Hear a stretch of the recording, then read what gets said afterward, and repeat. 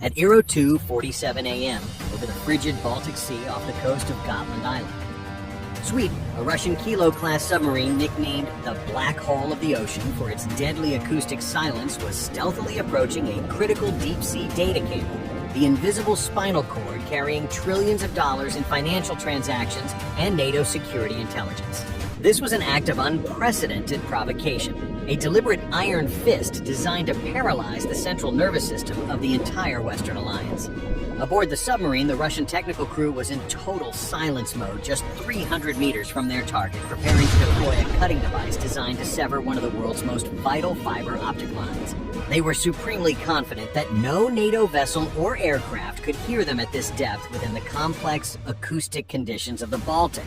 But they had made a fatal miscalculation, an error that failed to account for the electronic ears of the US Navy, which in a matter of minutes would turn their Kilo from an oceanic phantom into an undeniable locked target.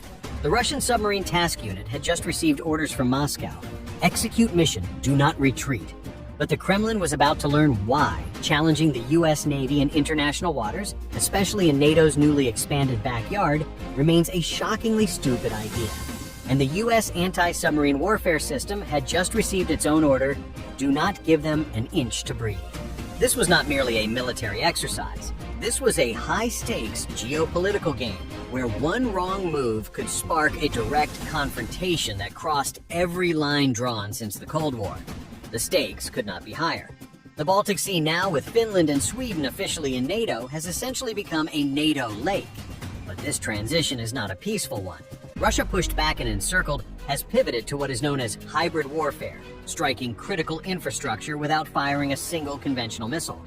Moscow's goal is not to sink warships, but to tear apart the invisible economic and military fabric that binds the West. If that data cable is cut, financial transactions stall, and command and control C2 coordination between NATO units becomes sluggish and vulnerable. It's like severing the body's spinal cord, creating chaos. And in that chaos, Russia hopes to find an advantage.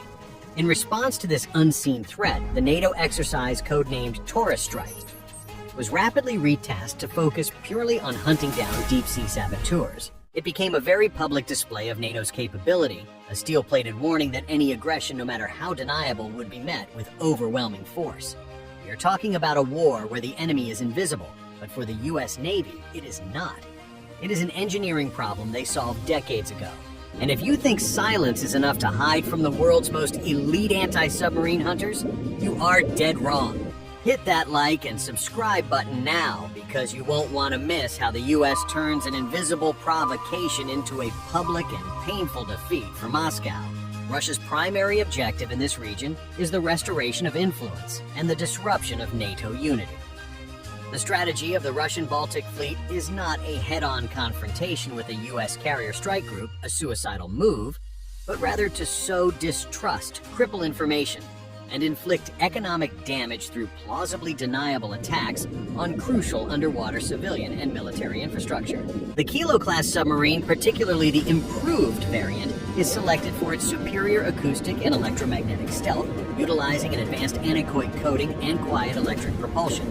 It dives to depths of 240 meters, gliding at a mere 3 knots, generating an extremely low acoustic signature that nearly blends into the oceanic background noise.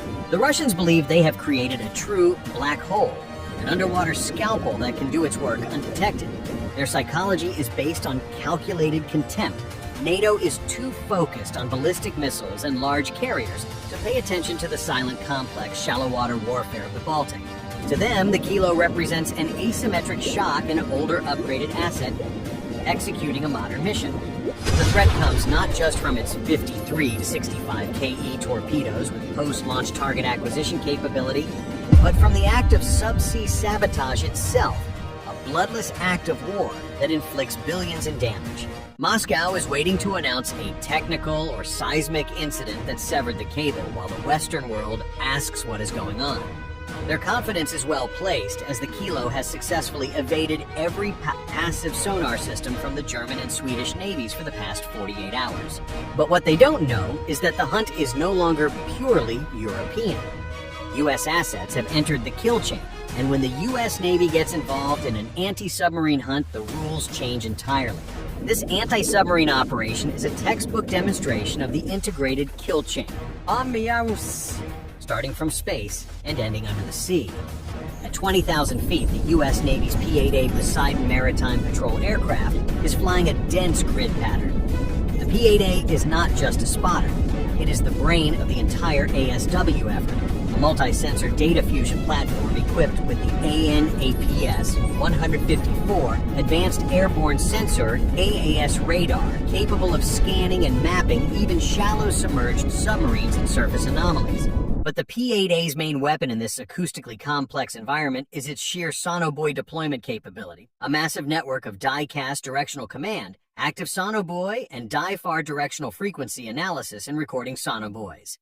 Each 17 Kowloon buoy is dropped in a mathematically precise pattern, creating a 100 square nautical mile passive sensor net. This passive sonar listens for the kilo's engine noise, screw cavitation, and hull noises.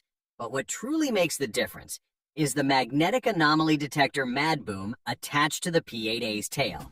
This 15-foot sensor package is towed behind, capable of detecting minute changes in the Earth's magnetic field caused by the kilo's huge metal mass.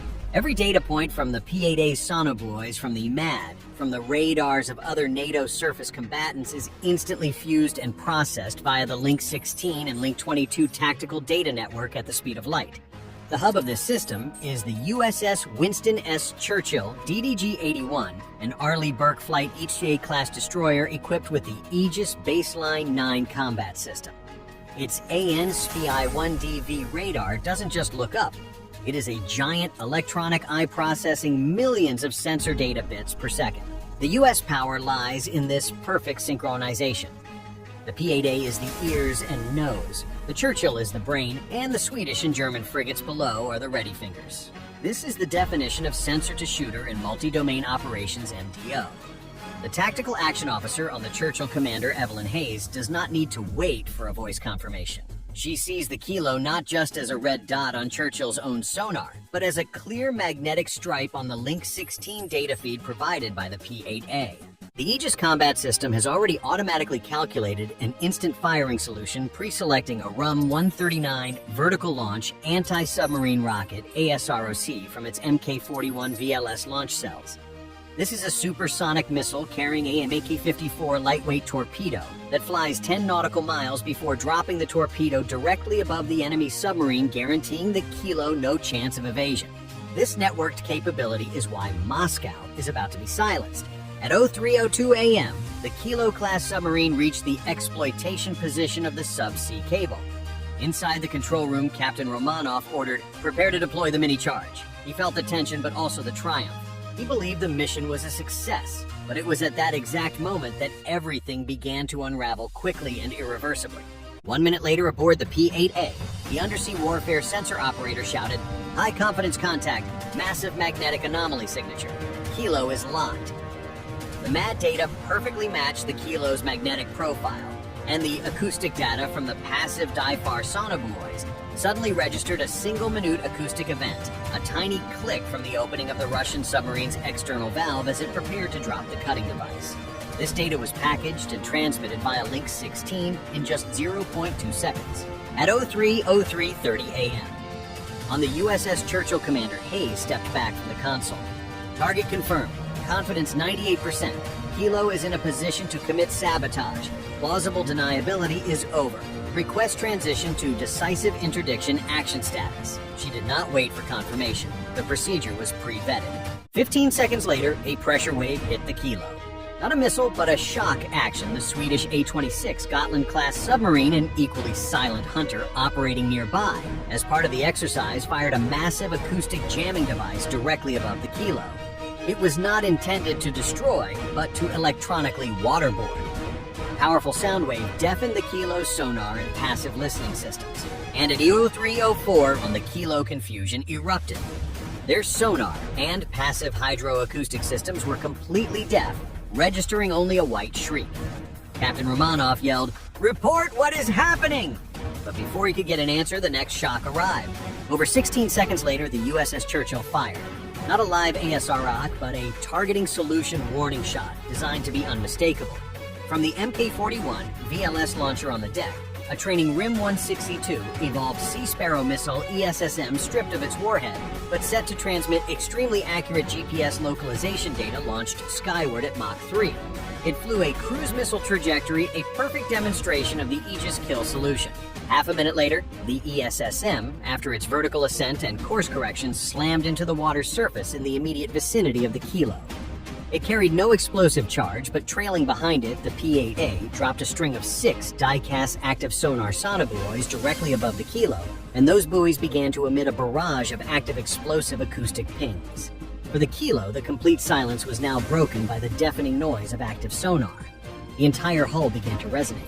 Next, Captain Romanoff on his console suddenly saw 3 new objects, the active sonobuoys emitting powerful acoustic pings.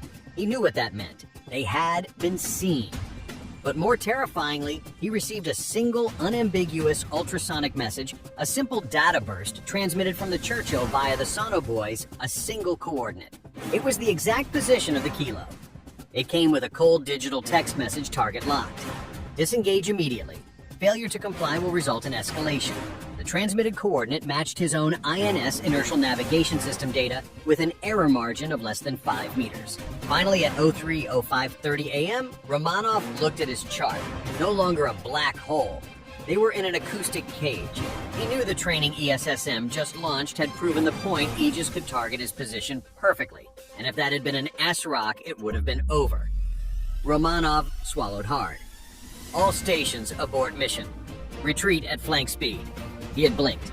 The invisible provocation had ended in a painful public failure. The aftermath of this 2-minute, 15-second confrontation was profound and immediate.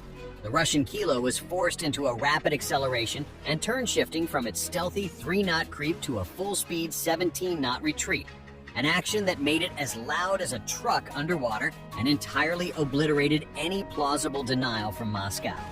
Captain Romanov chose the survival of his crew over the cable's destruction, a rational choice, but a tactical failure.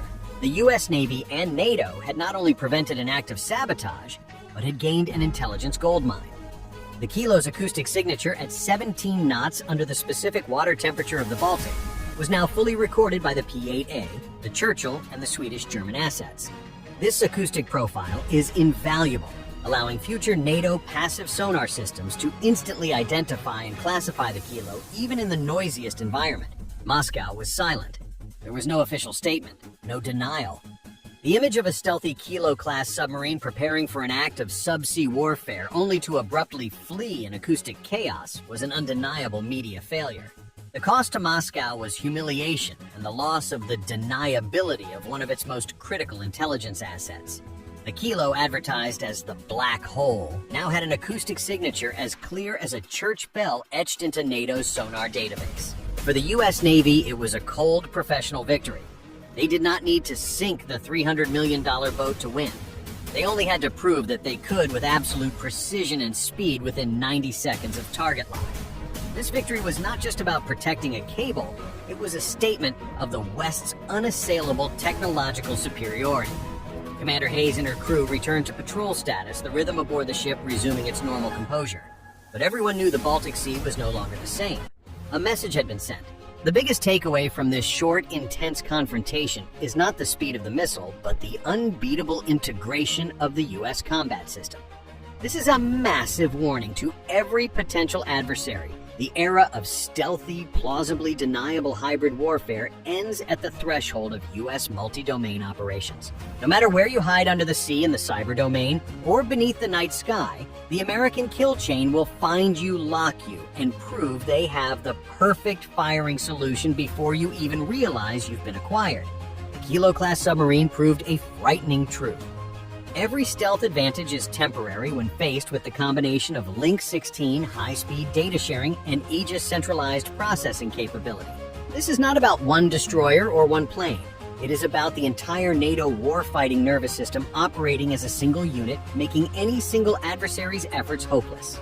This victory reasserts the US Navy's indispensable role as the guarantor of global security, a reminder that peace does not come from complacency, but from the cold professional ability to overwhelm an adversary. With the Baltic now a NATO lake, the message to Moscow is clear. Invisible aggression will only lead to public humiliation, and your silence will be met with the loudest voice America has in the world, the deadly silence of weapon systems that have already locked on target. How do you think this confrontation will change Russia's strategy in the Baltic Sea? Comment below, share your thoughts, and let us know which technological battle you want us to analyze next. The F-35 fighter, or China's latest hypersonic anti-ship missile. See you on the next mission.